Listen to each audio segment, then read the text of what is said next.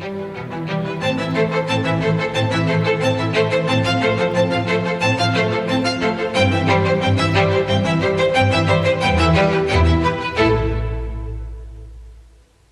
प्यारे देशवासियों, नमस्कार।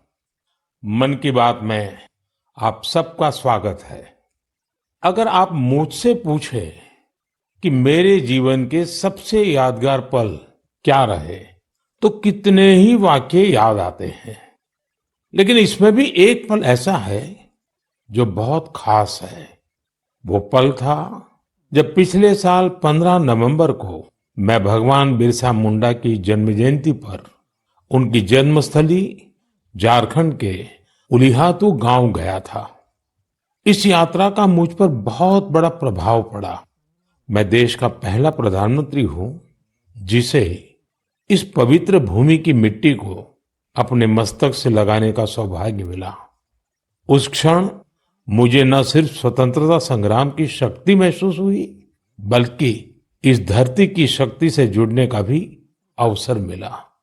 मुझे एहसास हुआ कि कैसे एक संकल्प को पूरा करने का साहस देश के करोड़ों लोगों का भाग्य बदल सकता है। साथियों, भारत में हर युग में कुछ चुनौतियां आई और हर युग में ऐसे असाधारण भारतवासी जन्मे जिन्होंने इन चुनौतियों का सामना किया। आज की मन की बात में मैं साहस और दूरदृष्टि रखने वाले ऐसे ही दो महानायकों की चर्चा करूंगा। इनकी 150वीं जन्म जयंती को देश ने मनाने का निश्चय किया है। 31 अक्टूबर से सरदार पटेल का 150वीं जन्म जयंती का वर्ष शुरू होगा। इसके बाद 15 नवंबर से भगवान बिरसा मुंडा का 150वां जन्म जयंती वर्ष शुरू होगा। इन दोनों महापुरुष ने अलग अलग चुनौतियां देखी, लेकिन दोनों का विजन एक था, देश की एकता। साथियों, बीते वर्षों में देश ने ऐसे महान नायक नायिकाओं की जन्म जयंतियों को नई ऊर्जा से मनाकर नई पीढ़ी को नई प्रेरणा दी है। आपको याद होगा, जब हमने महात्मा गांधी जी की 150वीं जन्म जयंती मनाई थी तो कितना कुछ खास हुआ था। न्यूयॉर्क के टाइम्स स्क्वायर से अफ्रीका के छोटे से गांव तक विश्व के लोगों ने भारत के सत्य और अहिंसा के संदेश को समझा, उसे फिर से जाना, उसे जिया। नौजवानों से बुजुर्गों तक, भारतीयों से विदेशियों तक, हर किसी ने गांधी जी के उपदेशों को नए संदर्भ में समझा, नई वैश्विक परिस्थितियों में उन्हें जाना।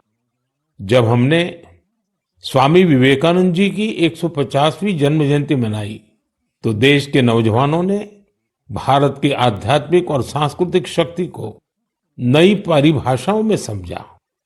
इन योजनाओं ने हमें ये एहसास दिलाया कि हमारे महापुरुष अतीत में खो नहीं जाते, बल्कि उनका जीवन हमारे वर्तमान को भविष्य का रास्ता दिखाता है। साथियों, सरकार ने भले इन महान विभूतियों की 150वीं जन्म जयंती को राष्ट्रीय स्तर पर मनाने का निर्णय लिया है, लेकिन आपकी सहभागिता ही इस अभियान में प्राण भरेगी, इसे जीवंत बनाएगी। मैं आप सभी से आग्रह करूंगा कि आप इस अभियान का हिस्सा बने।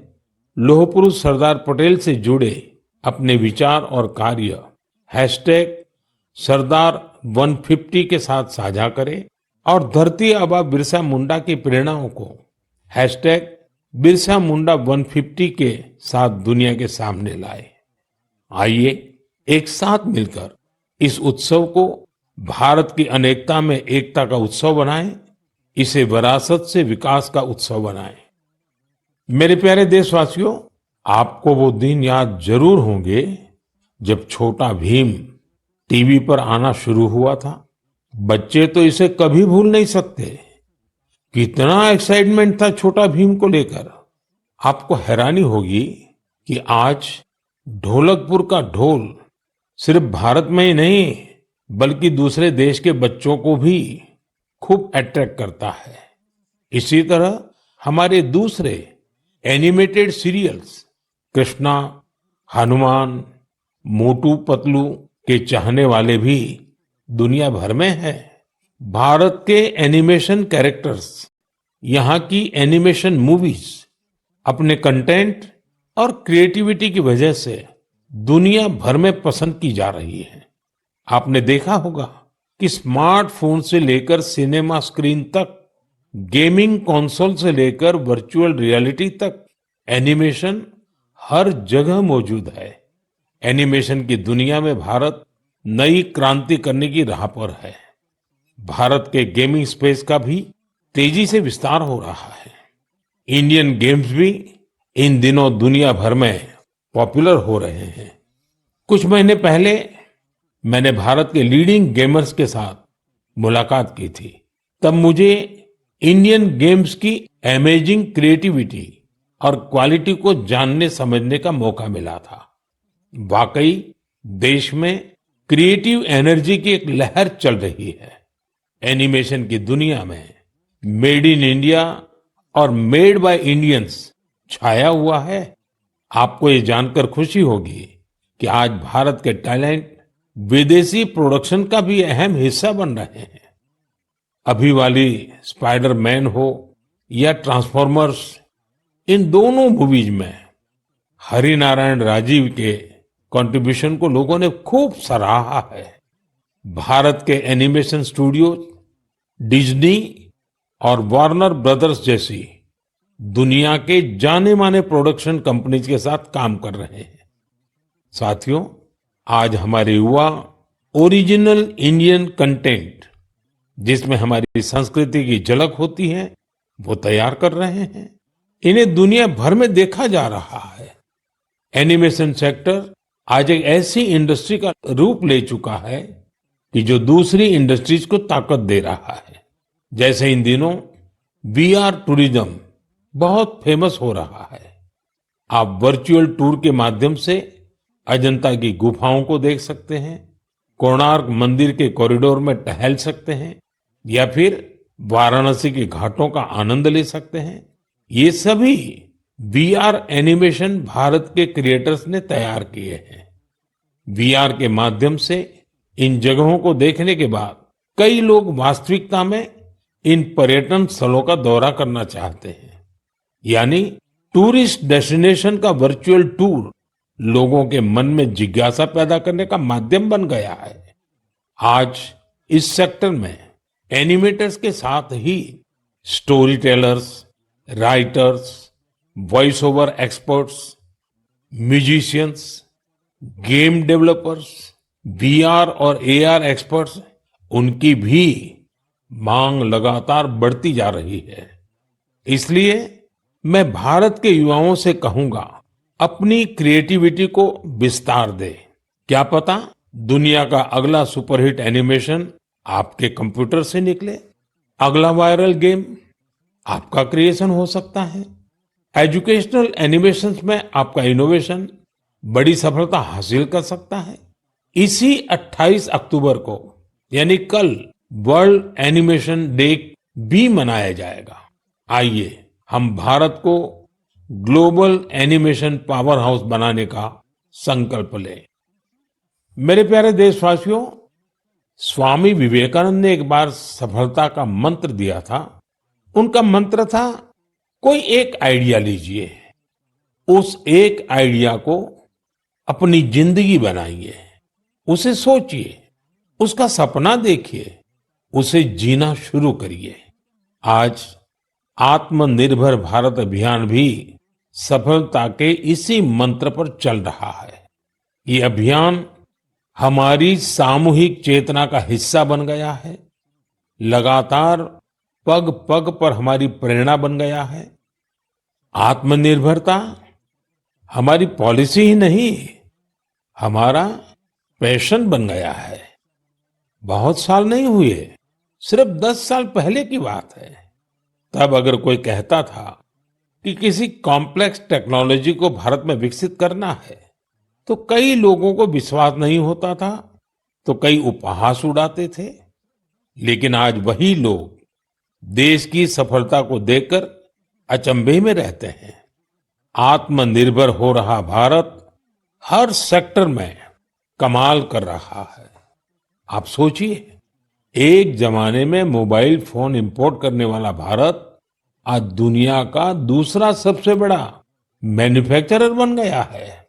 कभी दुनिया में सबसे ज्यादा डिफेंस इक्विपमेंट खरीदने वाला भारत आज 85 देशों को एक्सपोर्ट भी कर रहा है।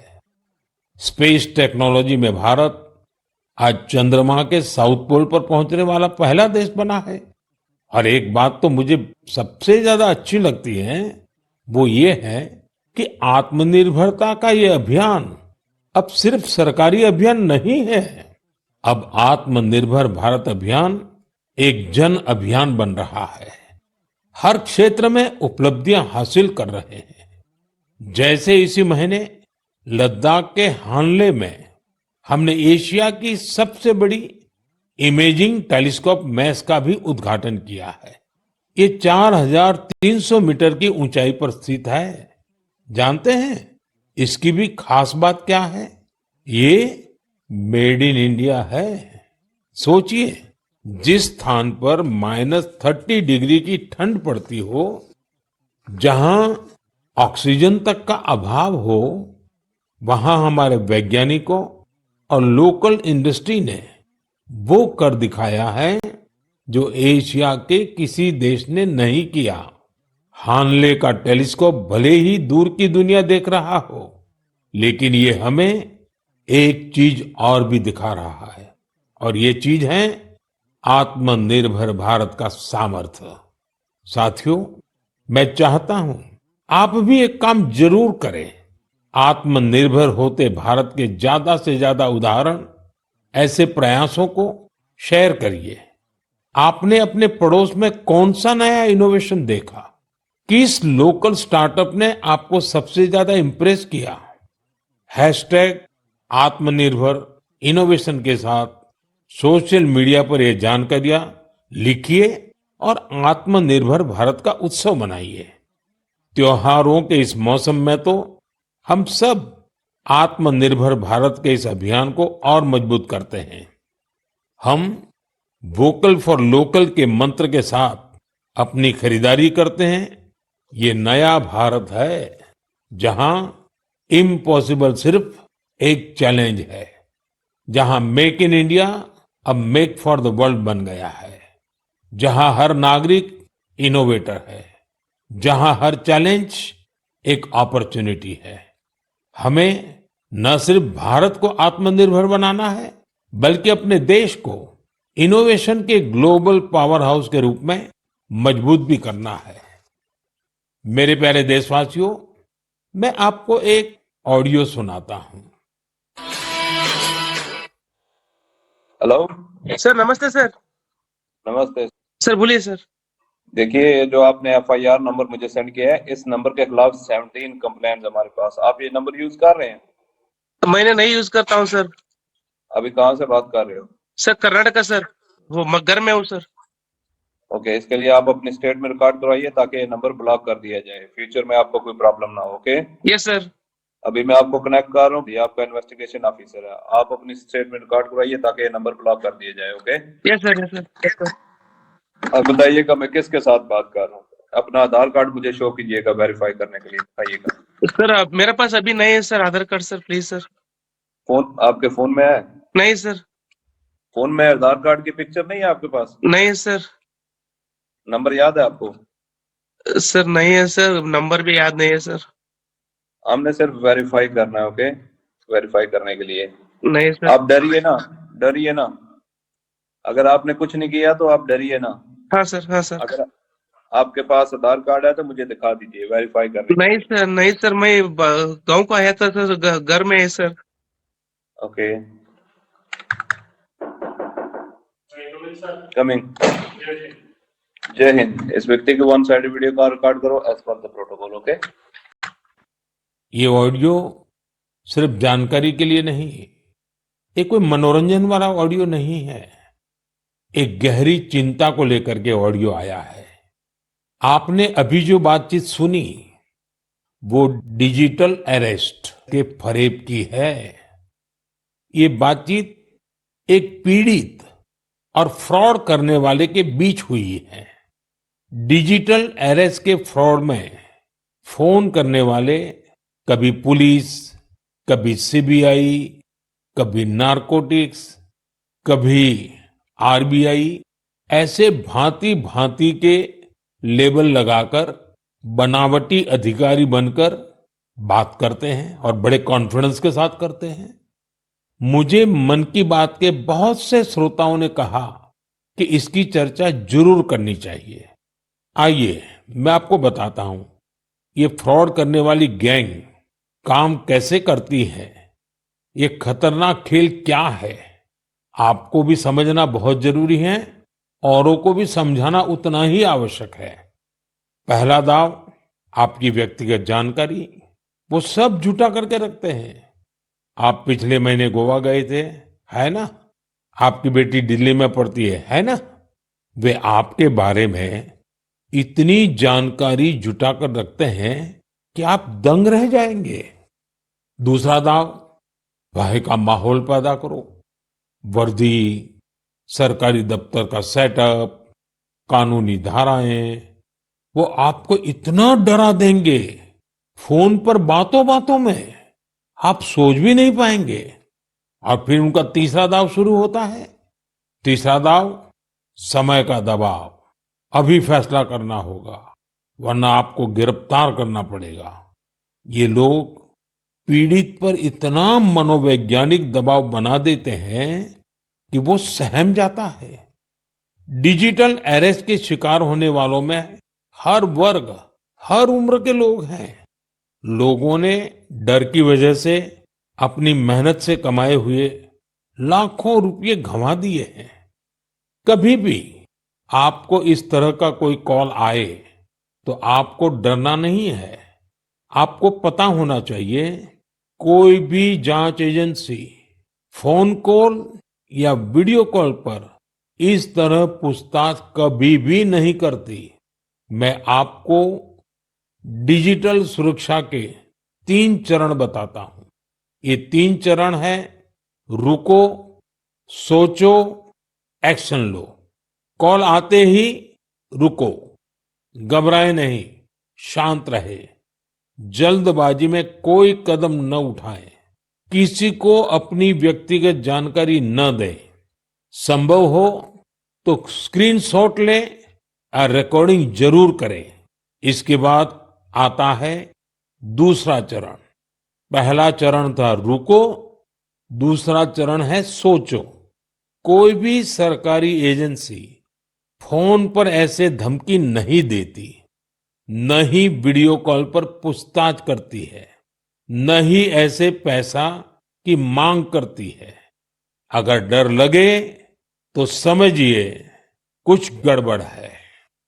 और पहला चरण, दूसरा चरण और अब मैं कहता हूं तीसरा चरण। पहले चरण में मैंने कहा रुको, दूसरे चरण में मैंने कहा सोचो, और तीसरा चरण कहता हूं एक्शन लो। राष्ट्रीय साइबर हेल्पलाइन 1930 डायल करें। cybercrime.gov.in पर रिपोर्ट करें। परिवार और पुलिस को सूचित करें। सबूत सुरक्षित रखें। रुको, बाद में सोचो और फिर एक्शन लो। ये 3 चरण आपकी डिजिटल सुरक्षा का रक्षक बनेंगे। साथियों, मैं फिर कहूंगा, डिजिटल अरेस्ट जैसी कोई व्यवस्था कानून में नहीं है। ये सिर्फ फ्रॉड है, फरेब है, झूठ है, बदमाशों का गिरोह है। और जो लोग ऐसा कर रहे हैं वो समाज के दुश्मन है। डिजिटल अरेस्ट के नाम पर जो फरेब चल रहा है, उससे निपटने के लिए तमाम जांच एजेंसियां राज्य सरकारों के साथ मिलकर काम कर रही है। इन एजेंसियों में तालमेल बनाने के लिए नेशनल साइबर कोऑर्डिनेशन सेंटर की स्थापना की गई है।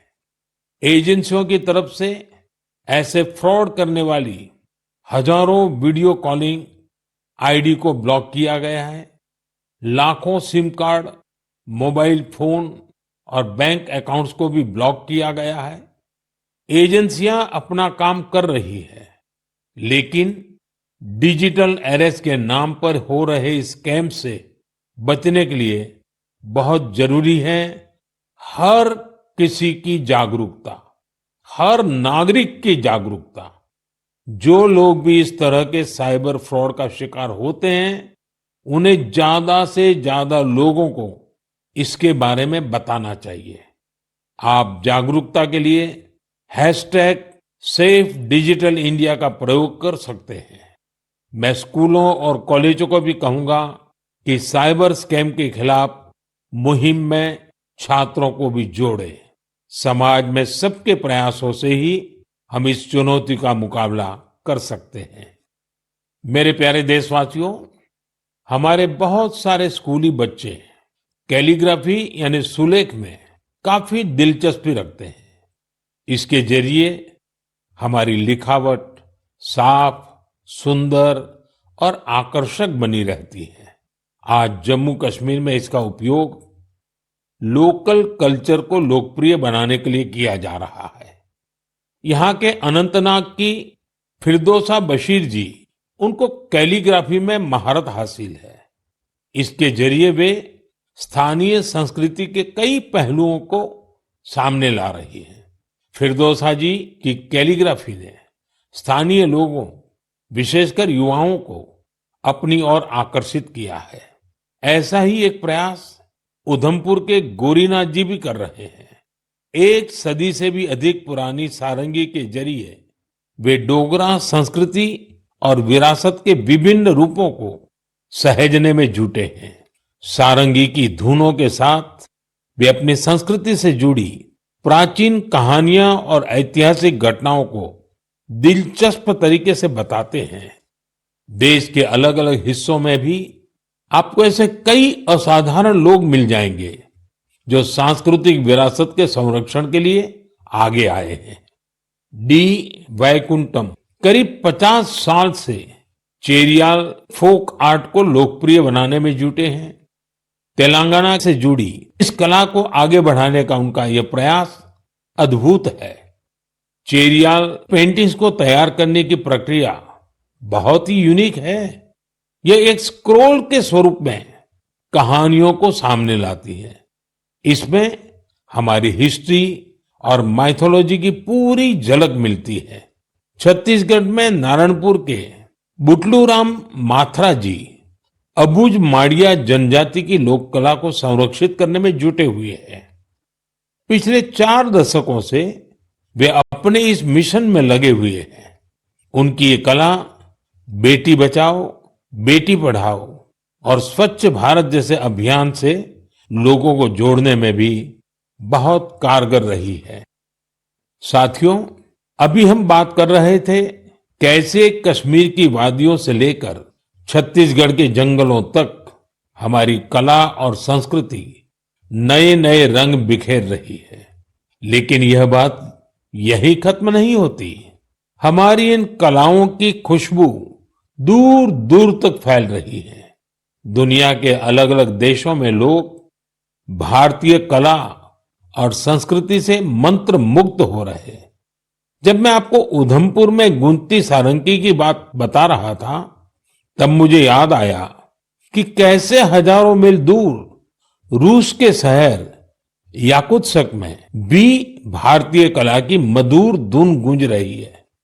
कल्पना कीजिए, सर्दी का एकाध दिन, -65 डिग्री तापमान, चारों तरफ बर्फ की सफेद चादर और वहां एक थिएटर में दर्शक मंत्र मुग्ध होकर देख रहे हैं कालिदास की अभिज्ञान शाकुंतलम।